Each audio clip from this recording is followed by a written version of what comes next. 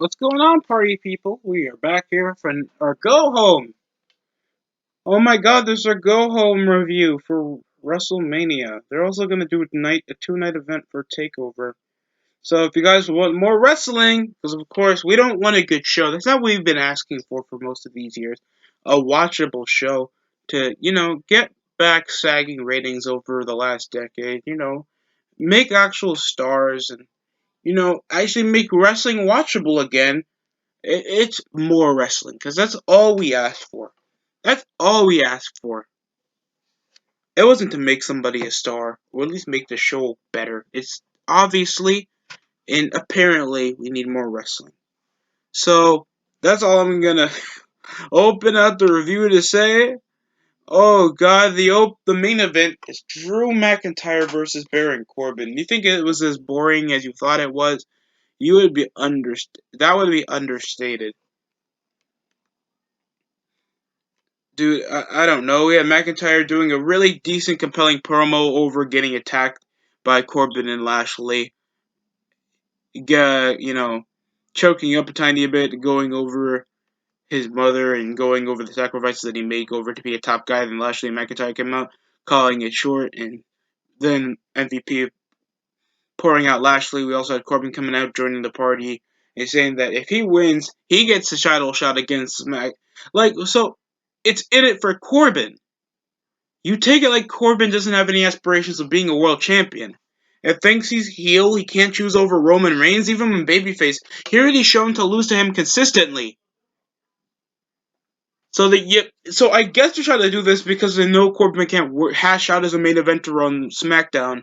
So they hash him over to make him a main event program over on Raw, even though he's already a SmackDown star. It's so stupid. If you wanted Cedric and Shelton to join the fray and help out, turn the number against Corbin, that could have been fine. I don't know why Corbin is even here, man.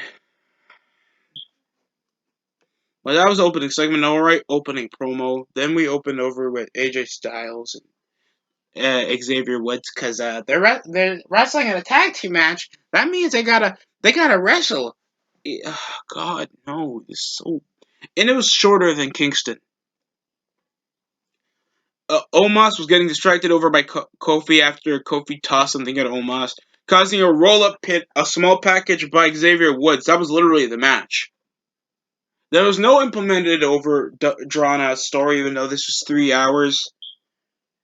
They weren't trying to make the segment to segment, so we wouldn't have Omos getting pissed off. We don't even have more of a character over with Omos, other than he's the big foil for AJ Styles. This is so kid boring friendly. Why don't they break up the New Day already? I'm trying to understand what's the aspirations of having them around. They're the most over accomplished group out of the WWE. And people wanted to forcibly race bait most of what happens whenever you're an accomplished WWE star. You know, Kofi Kingston has literally won every championship except the Universal or Heavyweight title, right? He won the WWE title. He's a multi-time mid-card champion. He has as many tag team reigns as legends like Edge and Christian and the Dudley Boys. Not only that, he's even beaten the Road Warriors record for the longest reign. I think it was Demolition, but other than that, that's still a long accomplishment. And people still whine because Kofi is forever mid-carder. And there's absolutely nothing wrong with that.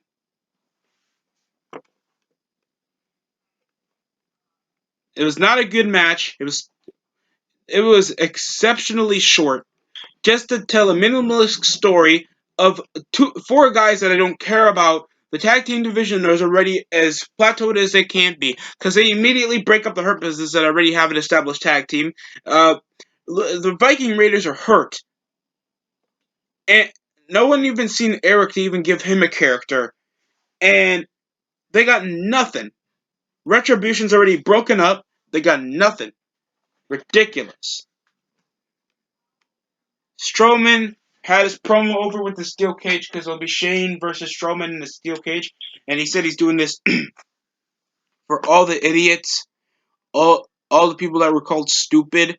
This is what they've plateaued themselves to be. I think they sold their soul to Peacock, I agree with Destroyer and many other. I think it was also a bona fide heat that even displayed over how much of the over monetization WWE is going to have over most of their content, and this is gonna decline the product even more because they can't even go for more mature subjects, or at least make guys like Strowman, a guy that looks like a freaking mountain of a man, that's a known power lifter, is a known athlete, and he's coming around getting a storyline involving some mid-50s guys that kills himself and saying that he's stupid. And when I mean kills himself, I mean in the ring. Because he puts his life on the line. But by God. This is so stupid. Shane brought Jackson Riker and Elias for another handicap squash match. Like, you're doing nothing with Elias over that. He won't hype over a concert. He doesn't have a storyline over getting overly buried by Jeff Hardy. Like, they're doing nothing with guys that actually have potential to be good for their television.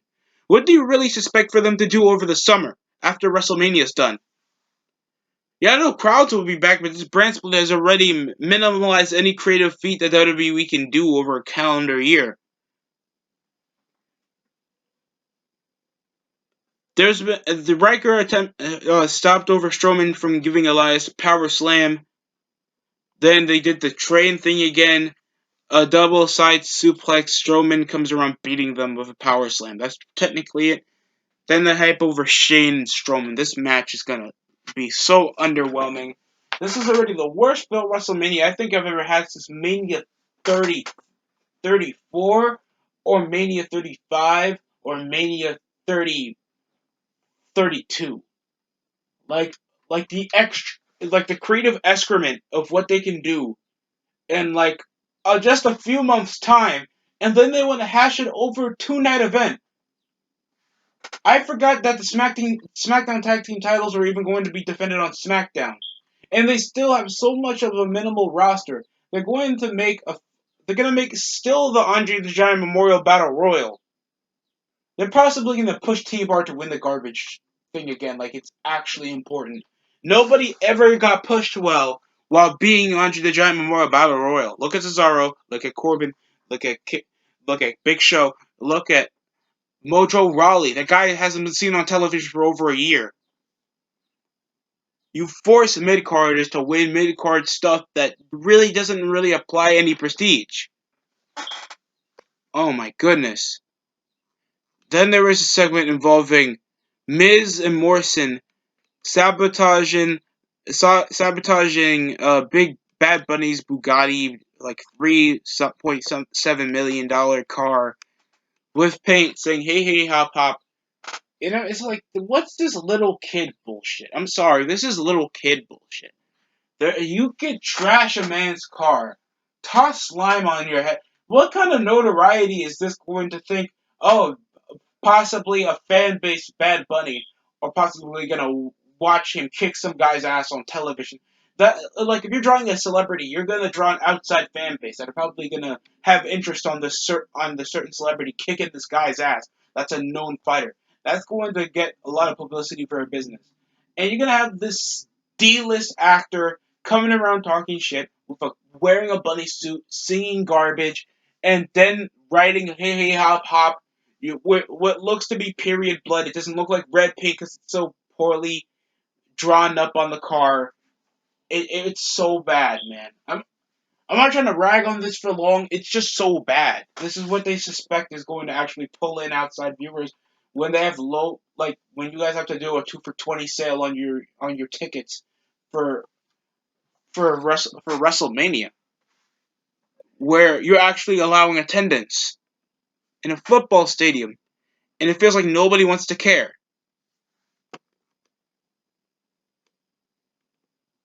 It ended later on with Bad Bunny seeing the damage on the car, and then he gets jumped by Miz and Morrison. Damian Priest, I heard, is hurt, so he will not be competing. Or I think he will be still competing in the tag team, because that's how it's been advertised.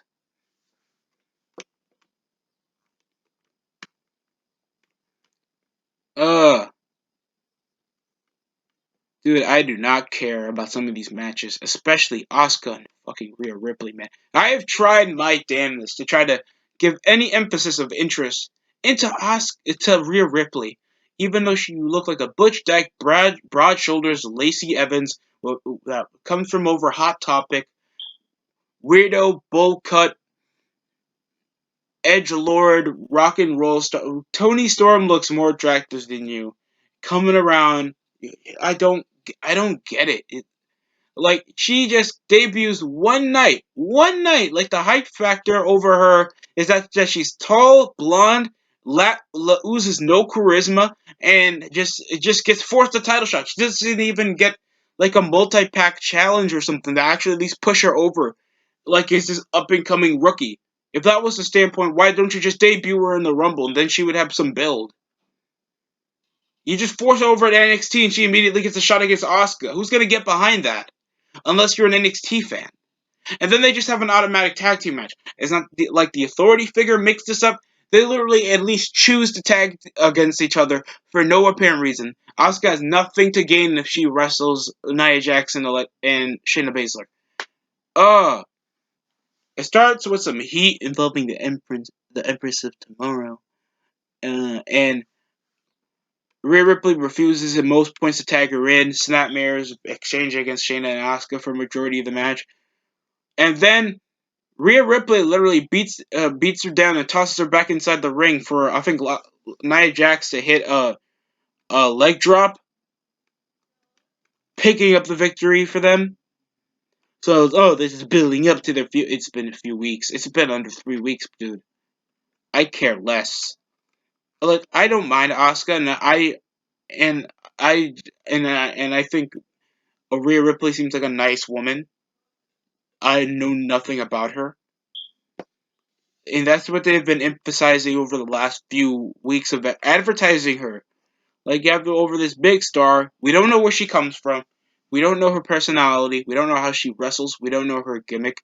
We don't know her, well, like, what makes her, like, anybody around the world. Like, she isn't a prime free agent. Like, a prime free agent like Tessa Blanchard that doesn't come from NXT, a person that has the prestige because she's bred over a four horsemen, is a prime superstar from across the world. At least you can be like, okay, she looks exotic, she has the prestige, she has the name, she has the look, she looks like a star and carries herself like one, and she gets a title and she immediately like puts herself over to the main event scene. You don't just get over a developmental chick like uh Rhea Ripley, you think that she's automatically at the level of Asuka. Like, it's so dumb. Cedric Alexander faced off against Bobby Lashley, and it ended in a DQ. Why not just dominate it over with the Hurt Lock? Shelton Benjamin was on his corner. Always consistently trying to interfere with most of the match and distract. Dropkick.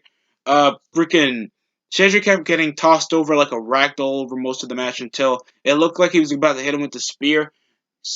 Shelton comes and attacks him from the back, causing a DQ finish. Then he hits the Hurt Lock on Shelton. That's practically it.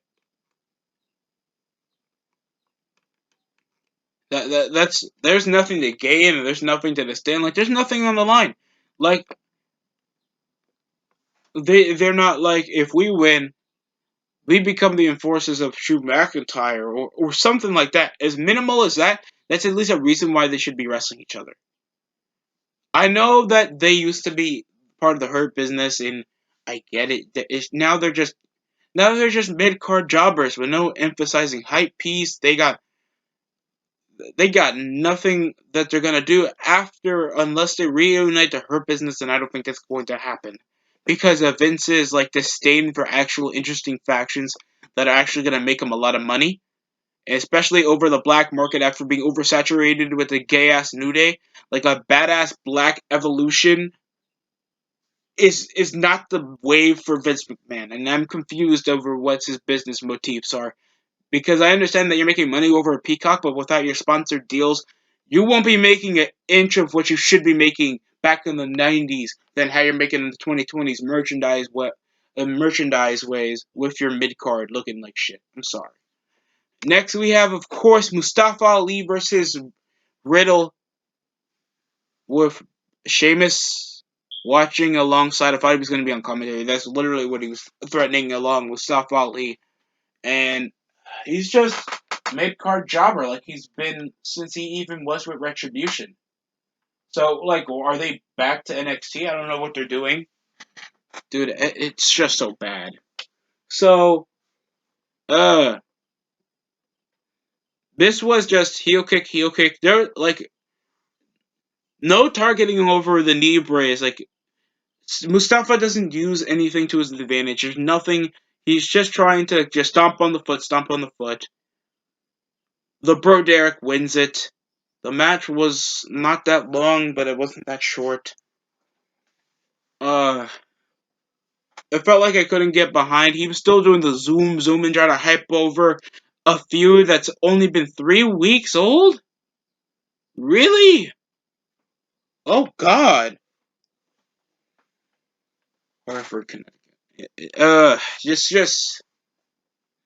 It ends. Like, in the vignette they had, it was like, oh, Sheamus assaulted Riddle for no apparent reason backstage because he's riding his scooter. Then Sheamus beats him clean. Then Riddle assaults him backstage, and the Riddle's still acting cool. What? This is shit build, man. And it ends when Mustafa gets nowhere. Sheamus is just in the match because he at least won the match clean. No hype factor. We also have the backstage segment, I think, involving everybody in the women's tag division, like Ruby Riott. The Riot Squad were there. Mandy and Dana Brooke, like a whole lot of jobbers that are not going to be even established as top women. They need to really unify all the women single belts because they're not doing anything to elevate anybody. And Asuka's been an afterthought for a majority of the show, other than when Rhea Ripley was just forced over to the top. And now we're going to have a women's tag turmoil, and whoever wins gets a title shot for Nia Jax and Shayna Baszler's women tag team titles at WrestleMania. So that's at least because we always need a random gauntlet match. At least is gonna get every woman at least is gonna get the fans to get a quick bathroom break. So at least WWE for being caring about the bowel movements of WWE fans. McIntyre versus Baron Corbin was the goddamn main event. Lashley was just watching over on the television before after the match, where he was just looking over, hyping over the match. At least this has a bit of a semblance of build, but I know they're gonna forcibly make a babyface turn over, the foreshadowing in McIntyre rejecting the request of MVP. But it would make no sense. I hope Lashley retains. In my opinion, that should be the move. Because we barely have a decent dominant champion, and it would be nice to have some guy that looks like he's threatening and can wrestle every week. Other than McIntyre, that's just coming over a two-time world champion in under a year period, and it would just be the same semblance of storytelling. Not like I have anything around McIntyre. Hopefully he wins the world title in the future. I just feel like this could just build over Lashley significantly, thanks he never even retained and had a title defense on pay-per-view yet. So that would be well done because he didn't defend his title at Fastlane. So the match was boring. This is also a SmackDown match. Belly to belly, that spine buster into a jackknife pinfall that always looks cool.